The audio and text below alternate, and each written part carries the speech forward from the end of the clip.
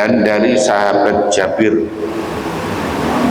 qala berkata sahabat Jabir, karena ada siapa Nabi sallallahu alaihi wasallam itu yajma'u, mengumpulkan siapa Nabi bainar rajulaini, antara dua orang, min qatla Uhudin, dari orang-orang yang terbunuh pada perang Uhud, mengumpulkan fi saubin wahidin, di dalam pakaian wahidin yang satu. Tsumma yaqulu, kemudian berkata dawuh siapa Nabi, ayyuhum, adapun mana-mana qatla Uhudin itu aksaru, yang lebih banyak apanya, akhdan, mengambilnya, lil Qur'ani, pada Qur'an. Fayuqaddimuhu, maka mendahulukan siapa Nabi hu, kepada aksar, fil lahdi, di dalam lahat. Walam yusolli, dan tidak menyolati siapa Nabi alaihim, atas qatla Uhudin. Rawa, meriwayatkan pada hadis siapa Al-Bukhari, Imam Bukhari. Jadi Nabi pernah mengumpulkan dua orang yang terbunuh pada perang Uhud. Perang Uhud itu perang setelah perang Badar.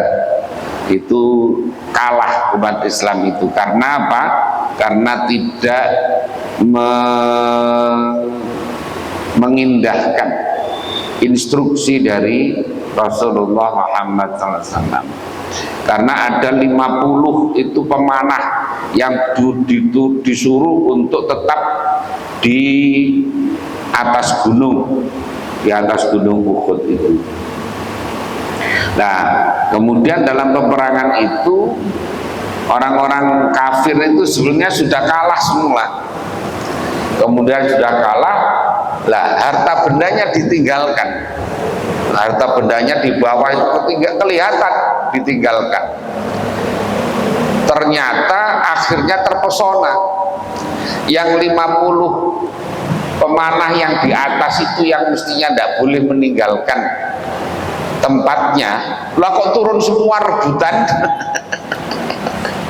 Rebutan harta benda yang ditinggalkan oleh orang-orang kafir itu. Lah akhirnya ketika itu Khalid bin Walid masih menjadi panglimanya kaum kafir. Dia memang ahli strategi mulai dulu. Dia menyelinap balik, naik ke atas. Akhirnya umat Islam kocar kacir. Ya, jadi artinya mulai dulu itu memang orang itu kalau dengan duit seneng ternyata. Dan itu yang menjadikan kemudian kalah dalam peperangan itu, karena disuruh diam di atas gunung. Itu kan kalau di atas enak, garek manah-manah kira-kira gitu. Lah giliran dia turun semua, rebutan harta yang ditinggalkan dibalik akhirnya. Ya. Dan dalam peperangan itu Nabi berdarah-darah, ya, giginya Nabi sempat rontok, kena kena panah luar biasa. Ya. Jadi ternyata ya tadi namanya duit itu ternyata mulai dahulu menggoda itu. Lah akhirnya ada dua orang itu dijadikan satu pakaian. Kemudian Nabi dawuh, mana yang paling banyak hafalannya itu ditaruh yang paling awal, ditaruh dimasuk di lahat. Jadi dijadikan satu. Nah, Nabi tidak nyolati karena apa? Karena orang mati syahid, ya, orang mati syahid. Li syahidi ahkamun takhassuhu wa dzalika fi ma yata'allaqu bi huslihi wa takfinihi wa adami sholati alaihi. Jadi bagi orang yang mati syahid itu punya hukum khusus, ya, punya hukum khusus. Ini syahid yang syahid fid dunya wal akhirah dan syahid fid dunya. Jadi orang mati syahid karena perang melawan kaum kafir harbi, kemudian mati dalam peperangan. Waqat urifat hadhil ahkam fi haditsati qatla Uhud, dan diketahui hukum-hukum itu ketika peristiwa dalam perang Uhud. Fa innahu sallallahu alaihi wasallam arsyada ashabu ila katsirin minal ahkam. Jadi di situ Nabi menunjukkan pada khalayak ramai bahwa tentang beberapa hukum. Di antaranya jawazu jam'il mayyitaini, boleh mengumpulkan dua mayit fi saubin wahidin, dalam satu pakaian, min ajli darurati, karena arahnya darurat. Jadi karena darurat boleh dua mayit dijadikan satu pakaian. Fayukaffinu kulla wahidin fi tarfin li alla yaltaqiya basharuha. Jadi pokoknya dicukup-cukupkan, yang penting tidak sampai ketemu kulitnya antara dua mayit tadi. Wa tsani jawazu jam'ihim fi lahdin wahidin lidarurat. Yang kedua juga boleh mengumpulkan dua mayit dalam satu luang lahat itu karena darurat. Kemudian yang didahulukan diletakkan adalah orang yang man huwa aktsaru akhdhan bil Quran, orang yang paling banyak hafalannya terhadap Al-Quran. Mengapa? Li fadilatil Qur'ani, karena keutamaan Al-Quran. Makanya orang itu ya hafal Quran itu baik, ya hafal Quran itu baik. Kalau tidak hafal Quran paling tidak itu orang ngapalin pertama surat Waqiah. Ini kaitannya dengan rezeki, dibaca pada subuh atau dibaca sore hari 3 kali, malam sekali. Ya, itu kalau 3 kali kok rezekinya masih seret, dibaca 14 kali Waqiah itu, ya. Tapi biasanya 3 kali saja rutin istiqomah, insya Allah rezekinya lancar. Waqiah, makanya dibaca saja, dibaca. Kalau bisa ya hafal. Ya, Waqiah, malam baca sekali. Kemudian yang kedua adalah baca surat Al-Mulk. Apal surat Al-Mulk paling enggak.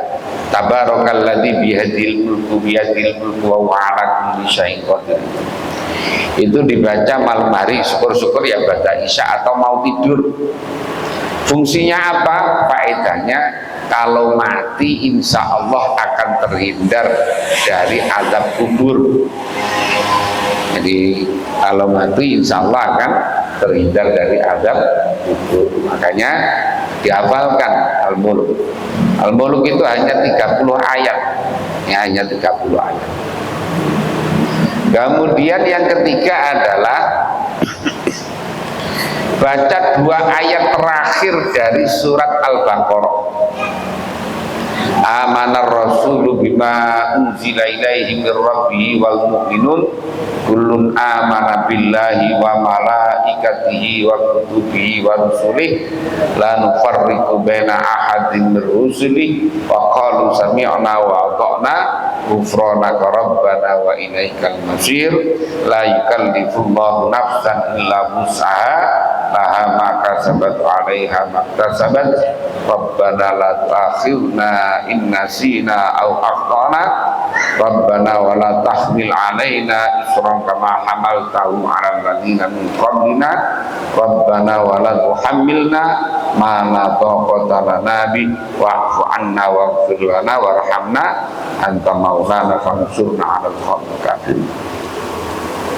Tuh, yang keempat adalah Alam Nasroh, ya, Alam Nasroh sama ayat wa may yattaqillaha yaj'al lahu makhraja wa yarzuqhu min haitsu la yahtasib wa may yattaqillaha yaj'al lahu min amrihi yusra. Nah, paling enggak itu hafal. Paling enggak itu hafal, itu untuk pegangan, termasuk untuk apa namanya? Dan 10 ayat surat Al-Kahfi. 10 ayat surat Al-Kahfi, 10 ayat awal surat Al-Kahfi. Nah, itu apa namanya? Dijadikan pegangan. Kalau tidak hafal semua, ya tentu saja lebih baik. Tapi begini, menghafal Quran itu baik, ya. Tapi kalau bisa anak kalau sudah agak gede saja, kalau sudah bisa ngaji, kalau sudah bisa ngerti syariat, akidahnya sudah baik, syariatnya baik, kemudian ilmu akhlaknya baik. Mengapa? Karena kecuali kalau anak itu cerdas luar biasa, tidak masalah. Kalau enggak, anak itu nanti hanya murojaah toh, hanya menjaga Qur'annya saja, padahal nggak ngerti, ya, padahal nggak ngerti. Pokoknya ngapalin Qur'an, pokoknya hanya jaga Qur'annya saja. Jadi tidak mau, akhirnya tidak mempelajari kandungannya, tidak ngerti. Kandungannya tidak ngerti, belajar nahwu sharaf dianggap nggak penting akhirnya. Padahal untuk memahami kandungan Al-Quran itu ya harus nahwu sharaf, balaghah, itu harus dibaca. Nah, biasanya kalau sudah tadi hafal Quran ini, akhirnya hari-harinya ya tadi hanya jaga ini tadi, jaga ini. Nah, kadang-kadang juga agak ada kibirnya, karena merasa yang dihafal itu adalah Al-Quran, kemudian merasa yang lain di bawah saya. Nah, maka ini yang cerita ini juga orang yang hafal Quran, yang cerita itu gitu, ya. Jadi biasanya memang kalau hafal Quran itu lemah nanti di bidang yang lain. Padahal yang penting itu ya ngerti syariatnya, kemudian apa namanya akidahnya, akhlaknya, ini ngerti kandungannya. Nah, nanti kalau tidak itu ya hanya tadi, hanya murojaah terus, artinya hanya untuk khataman-khataman saja fungsinya.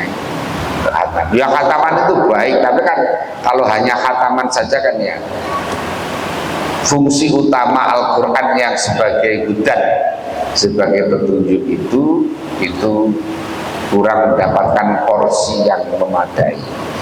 Kalau udah begitu nanti suruh ngaji juga sulit, udah males sudah. Rasanya tidak ada yang utama daripada Quran. Nah, jadi rasanya seperti itu. Nih, maka kalau bisa anak itu ngapalin Quran kalau sudah aliyah saja, punya di pondok, kemudian dasarnya sudah kuat, nah baru ngapalin Quran. Kecuali kalau memang yang punya kecerdasan lebih, ya, punya kecerdasan lebih, ya tidak apa-apa. Bagus.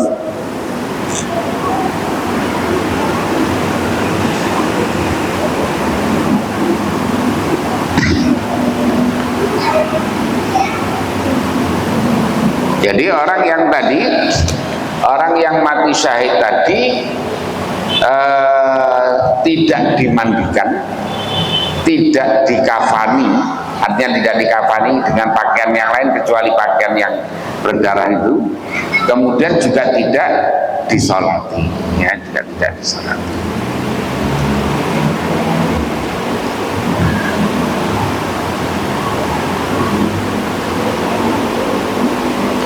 Kama yajuzu jam'ur rajuli wal mar'ati fi qabrin wahidin lidzarurat. Juga termasuk boleh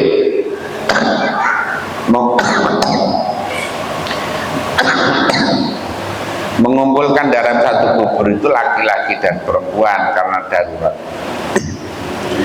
Fayuqaddamur rajulu supaya jalur ha'il min turabin sumatudul mar'atu. Jadi laki-laki dikubur, kemudian ditutup, kemudian atasnya dikuburkan lagi perempuan. Nah,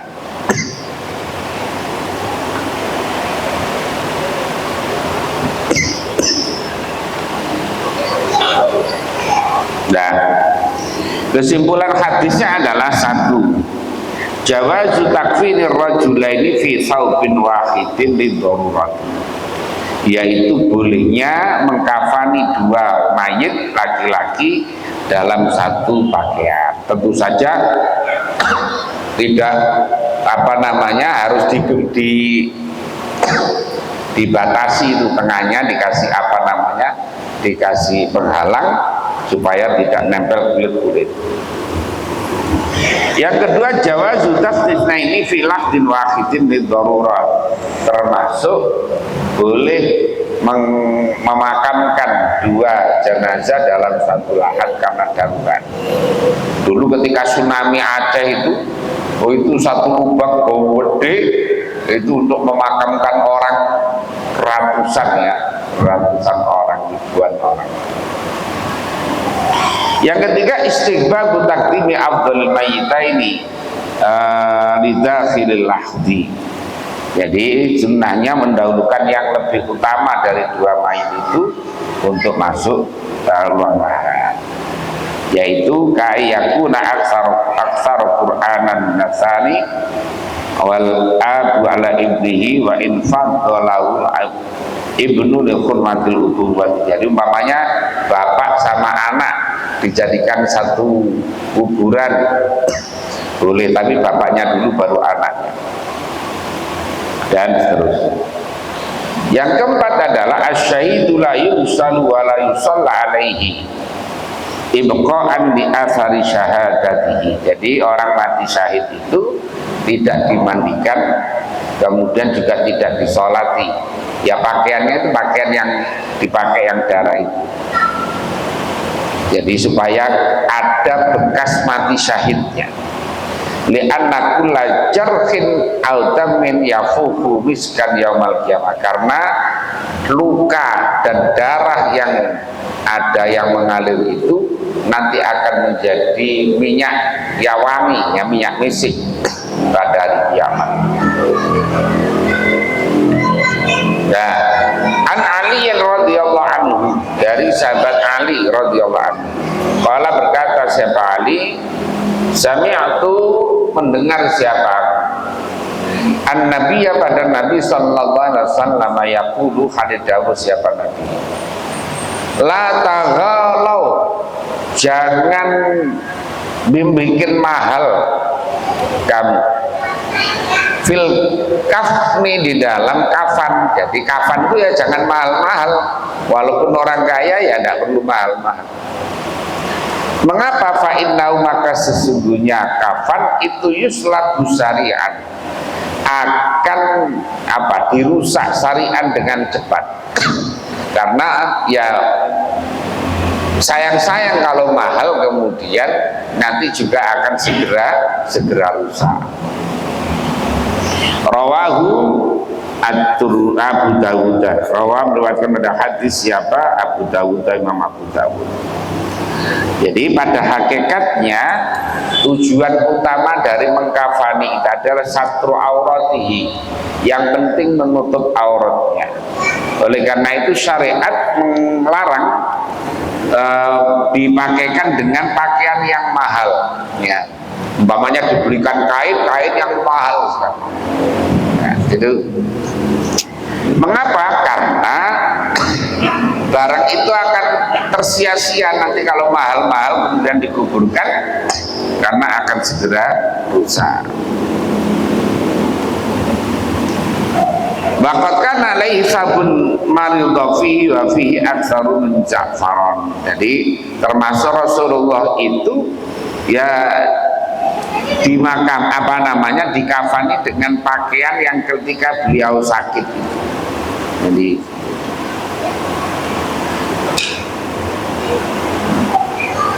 Jadi pakaian-pakaian yang biasa. Yang ketiga, fikih hadisnya adalah pertama, al-man'u minal muwalati fil kafni. Jadi larangan untuk membuat mahal di dalam mengkafani. Ya. Yang kedua adalah dzikrul makrunan bi'illatihi, liyakuna awqa'a fin nafsi wa amkana li fahmi. Jadi disebutkannya hukum dibarengi dengan alasan hukumnya. Mengapa tidak boleh tadi, tidak boleh memakai pakaian yang mahal? Karena pakaian itu akan segera rusak, makanya tidak mahal-mahal.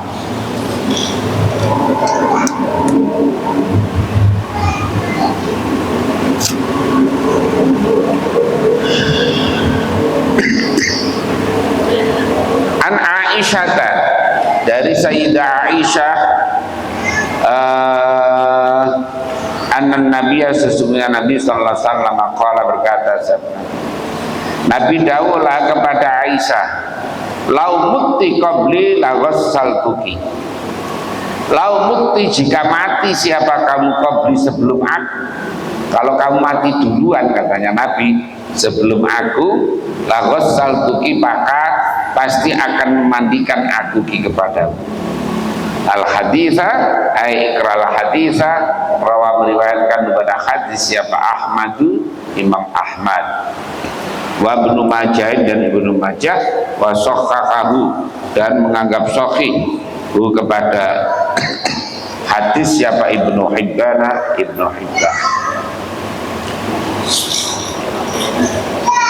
Jadi pada dasarnya bahwa boleh seorang suami itu memandikan istrinya ketika mati itu.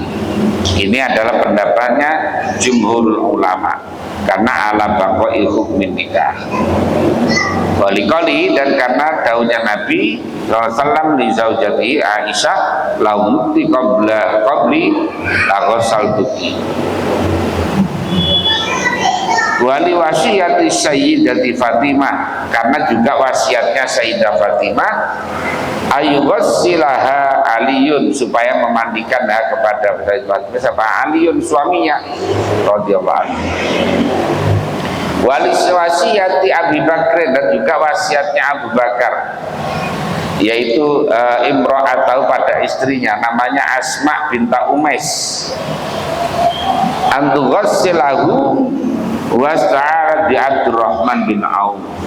Jadi supaya Abu Bakar itu pesen kalau mati supaya dimandikan oleh istrinya, yaitu Asma binti Umais. Kemudian ketika melaksanakan mandikan itu minta tolong Abdurrahman bin Auf. Mengapa? Ya karena tadi istrinya tadi Asma tadi sudah lemah.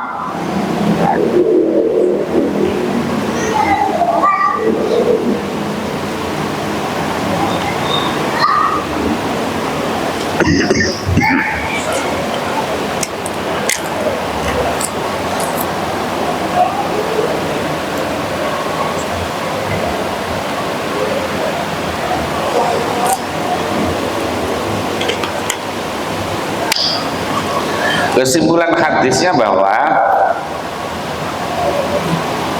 mana ini?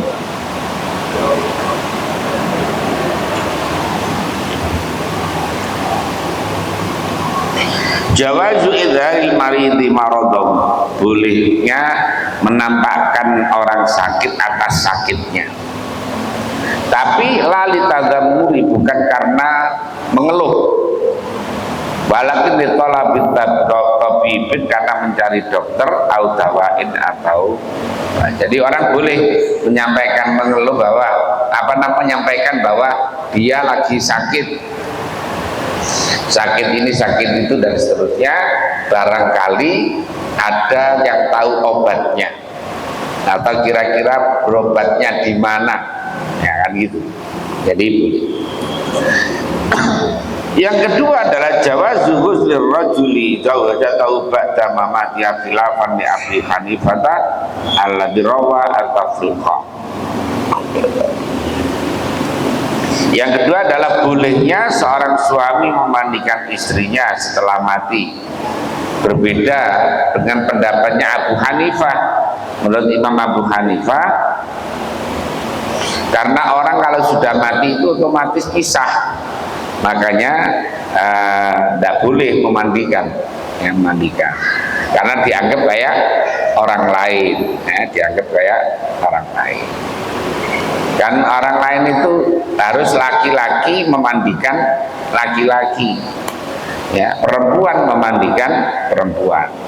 Kalau ada orang laki-laki mati, di situ tidak ada laki-laki, adanya perempuan semuanya, dan itu orang lain semuanya, maka tidak perlu dimandikan, ditayamumi saja, karena tidak ada yang berhak untuk memandikan. Atau sebaliknya, ada orang perempuan mati, di situ tidak ada tidak ada perempuan yang bisa memandikan, atau tidak ada perempuan yang mau memandikan, adanya orang laki-laki semuanya, dan itu orang laki-laki lain semuanya, maka orang itu juga tidak perlu dimandikan, tapi cukup ditayamumi.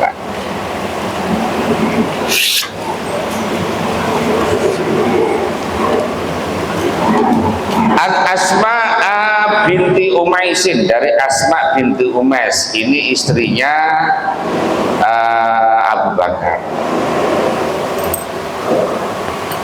Anna Fatimah, sesungguhnya Fatimah itu ausat berwasiat, siapa Fatimah, ayyuwassilaha Aliyun, supaya memandikan kepada Fatimah siapa Aliyun, Sayyidina Ali suaminya.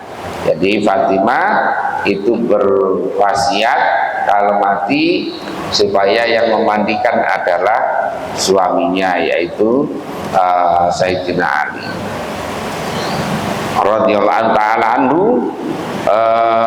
Rawahu ad-Daraqutni.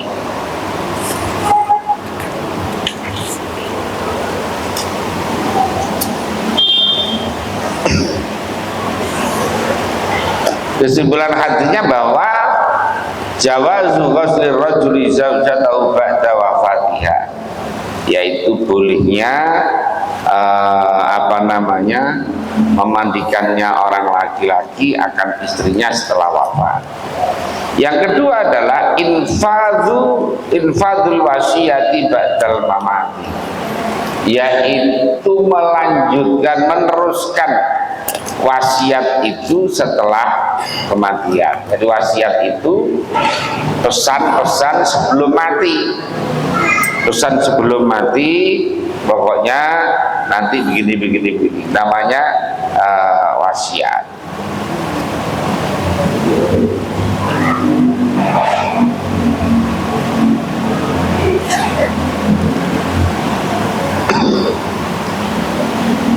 An Buraidah, dari sahabat Buraidah, fi qissatil Ghamidiyati, di dalam kisahnya perempuan Ghamidiyah yang berzina kemudian dirajam karena zinanya zina muhsan.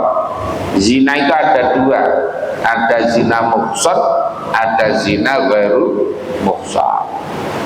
Zina muhsan itu zinanya orang yang sudah pernah nikah, ya, sudah pernah nikah kemudian berzina, ini namanya zina muhsan. Orang kalau zina muhsan maka sanksinya adalah dirajam, dilempar batu sampai mati. Itu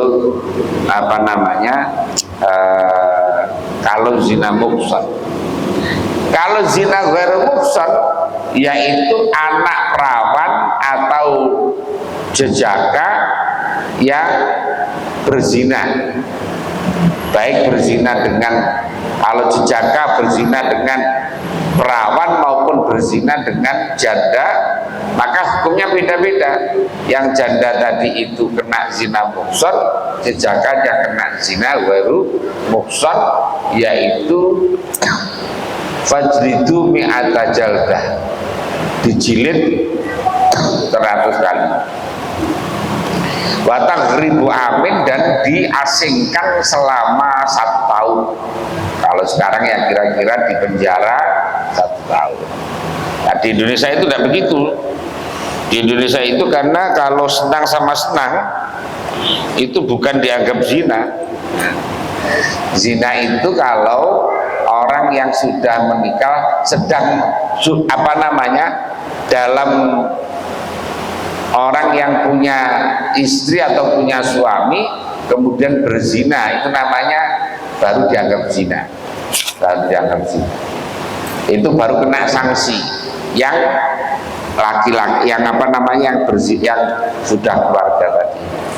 Tapi kalau yang perawan sama perawan, perawan sama jejaka, atau jejaka sama janda, atau perawan sama duda umpamanya, itu asal senang sama senang udah tidak ada masalah ya. Jadi hukum BW namanya overspell itu perzinahan ya, berzinahan.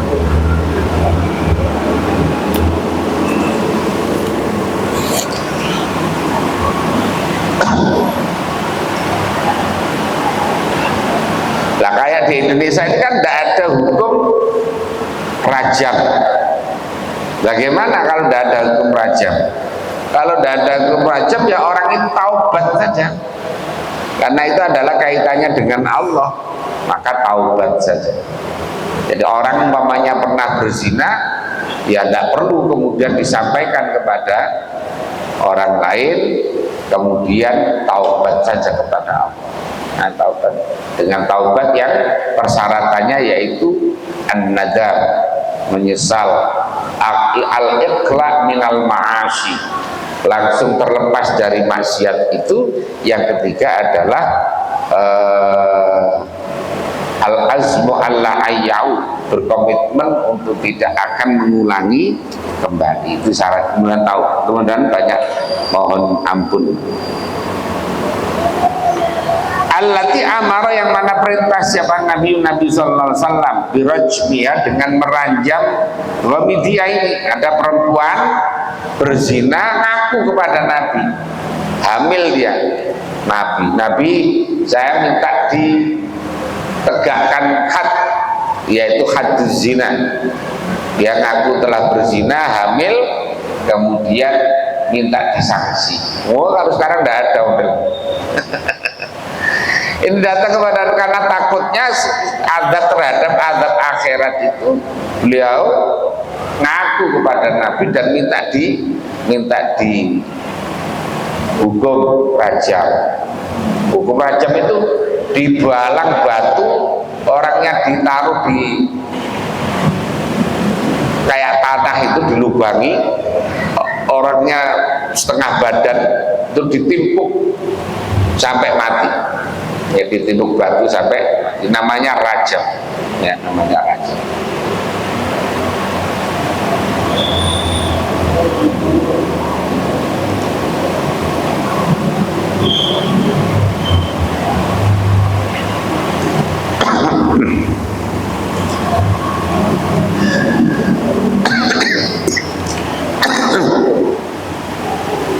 Zina di dalam sebab zina.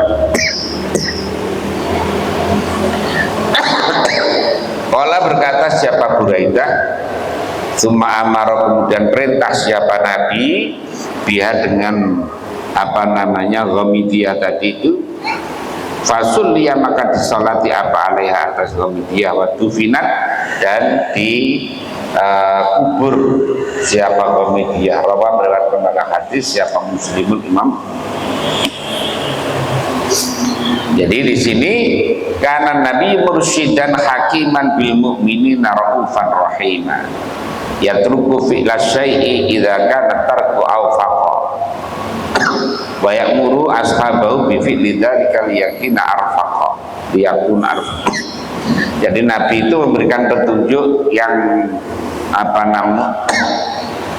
memberi petunjuk dan hakim yang bijaksana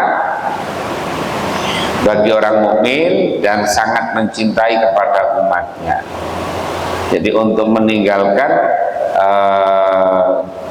sesuatu yang apabila sesuatu itu lebih lebih sesuai, ya, lebih sesuai. Kemudian menyuruh para sahabatnya melakukan tadi itu supaya lebih halus, lebih ringan. Lam yusalli salatal janazah fusak yazron yamsalihim. Nabi tidak mau menyolati orang yang salat jenazah terhadap orang-orang yang fasik.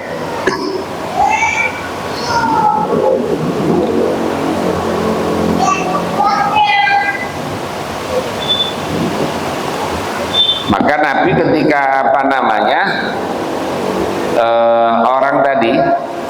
orang tadi yang berzina, perempuan yang ngaku, kemudian maka dia nanti setelah melahirkan, setelah nyusui selama 2 tahun baru kemudian dieksekusi. Jadi baru tidak langsung dieksekusi, tidak. Jadi Nabi itu pura-pura tidak dengar ketika ada orang yang berbuat salah. Nabi saya itu telah, Nabi yang pura-pura nggak dengar.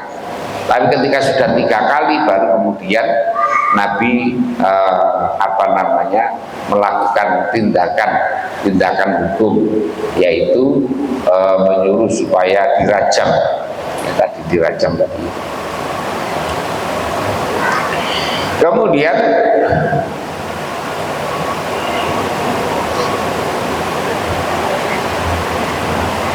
Nabi mau nyolati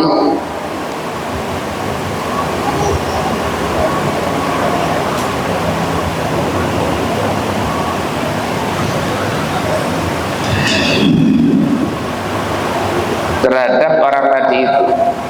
Mengapa? Karena orang ini luar biasa.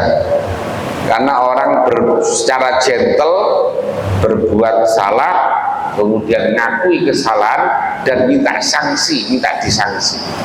Ya, minta disanksi. Kalau sekarang ini orang salah kan tidak mesti mau ngaku, ya sudah jelas buktinya salah saja kan tahu, tetap nggak mau ngaku. Nah, ini enggak.